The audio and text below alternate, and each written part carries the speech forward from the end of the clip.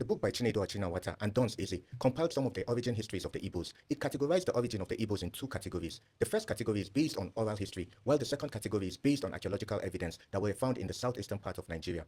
The oral history is divided into three parts: the Jewish origin claim, the Igbo-Egyptian connection, and the Adonai-Idu hypothesis. While the archaeological findings suggest that the Igbos are autochthonous, meaning that they did not migrate from anywhere, that the Igbos originated from the current lands they are in right now. I will discuss each of these origin histories in subsequent videos, but in this particular video, I will start with the Jewish origin claim of the Igbos. The claim was pushed forward by Olaudah Ekwano, aka Gustavus Vassa, who was a freed Igbo slave, an activist, a writer, and a major player in changing the minds, perceptions, and policies that contributed to abolishing slave trade worldwide. Another notable person who pushed this idea forward is an Anglican missionary, George Thomas Basden, in his book Niger Igbos. Both Olaudah and Thomas claimed that the Igbos originated in Israel. They laid this claim on the basis that the Igbos shared many similarities with the Jews. For example, circumcision of male children after 8 days of birth, the Ark of the Covenant of the Jews, which is similar to the Igbo Ofo. They also have examples of many words in Igbo and Hebrew that share similar meanings. For example, the word Ada, meaning first daughter in both Hebrew and in Igbo. The list goes on and on. In fact, they also claim the word Igbo must have evolved as a corruption of the word Hebrew. Igbo, Hebrew, Igbo, Hebrew, Igbo, Hebrew. However, many linguists today dispute it. Olaudah and Basden both did not say that the Igbos evolved from the Jews or the Jews evolved from the Igbos.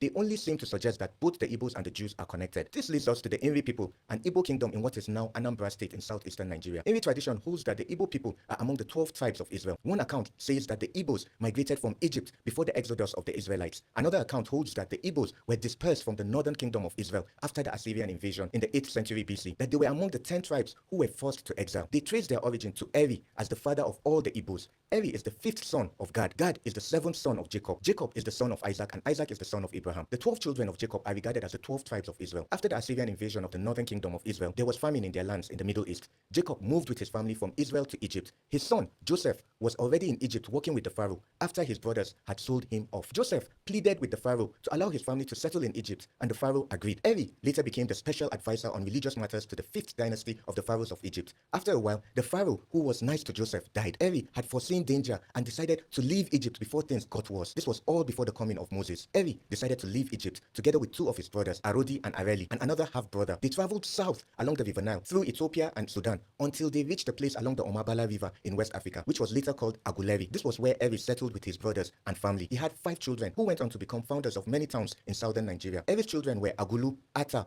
Oba, Hebrew or Igbo, and Mary. I must add that these origin histories have been counter-argued. In the book, the authors quoted other researchers and anthropologists that argued against some of these claims or gave alternative explanations for them. For example, some claim that Eri migrated from Igala town to Aguleri, that they met and intermarried with locals who had no memory of originating from any other place. For now, we'll stop here, but I'll see you in my next video where we talk about the other parts of the origin histories of the Igbos. Bye guys.